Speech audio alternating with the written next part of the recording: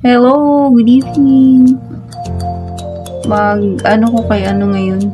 Ihilutin ko si itong CC special ko kasi itong gagamitin ko pang DR ko para pang sa kanya, pang hilot.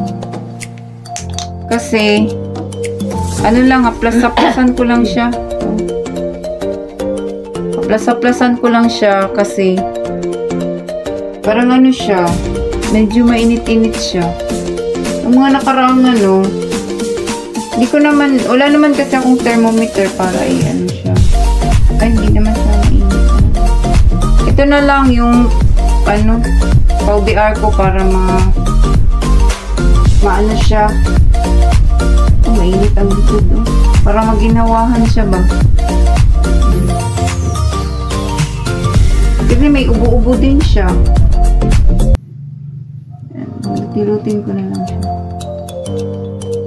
Para malamig kasi ito sa sa katawan. Masarap ito sa katawan. Kaya yan. Tilutin ko na lang siya.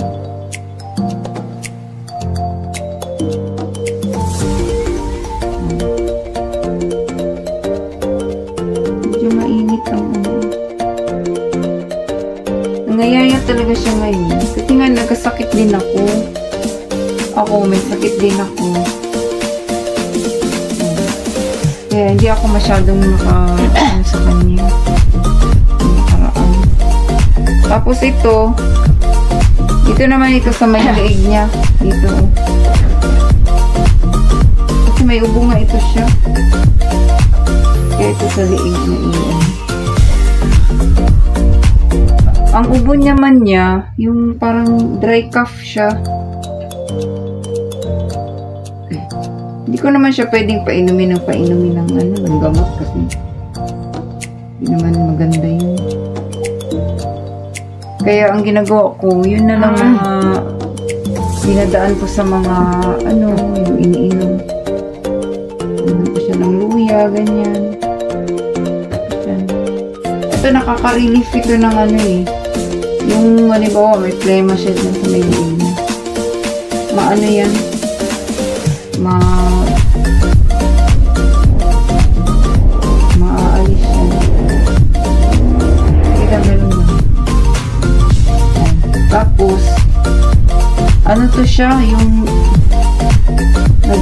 ang sabi niya sa akin, dito daw siya matulog sa akin. Tabi daw kami, tabi. Sabi niya tabi. So inano ko na lang siya. Hinayaan ko na lang din siya. Pinayagan ko siya na matulog dito sa akin. Magtabi kami. Ayan. Ang hirap talaga may guys. May ganitong alaga. Ayan. Tapos sabi niya masakit dito. Dito sa tinuturo yung likod. Ang hirap naman na maghula-hula lang ako. Tapos mag-research din ako.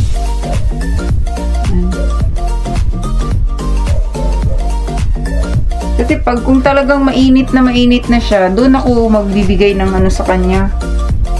Ng paracetamol. Hindi naman masyadong mainit eh.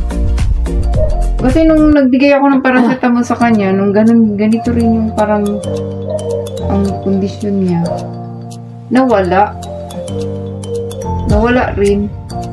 After daw yan, after kasi may ako napanood ako dyan na sabi nila yung sa gallbladder daw o sa yung kidney stones, halimbawa kung siya, yung naglagnat siya na 6 na oras tapos hindi nawala yung niya, yung lagnat, ganun ang yung sa kidney stones. Kaya yan.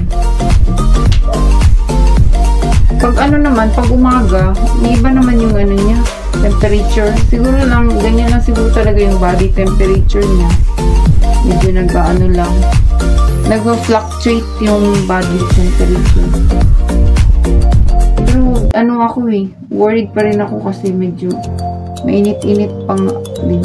Pero na lang.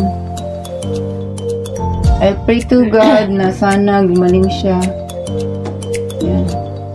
Kasi Sige dang, mag-ano ka na dang. Higa na dyan. Dito na siya matulog sa akin. Sige, dyan ka na. Higa ka na. Sige, higa. Hilutin ko yung leeg mo. Higa na. Ayan na siya. So guys, thank you na lang po dyan sa pag-ano ninyo sa akin. Yan, sinishare ko lang yung ano dito sa kanya about sa kung gaano na na hindi madali na may ganito kang isang inaalagaan. Yan. Ayan na nga. Kasi nga, kawawa naman din siya kasi sino pang mag-aano sa kanya, magmamalasakit, diba? So, yun na lang. Maraming salamat dyan sa pag-ano ninyo. Para meron akong pang-update. Thank you!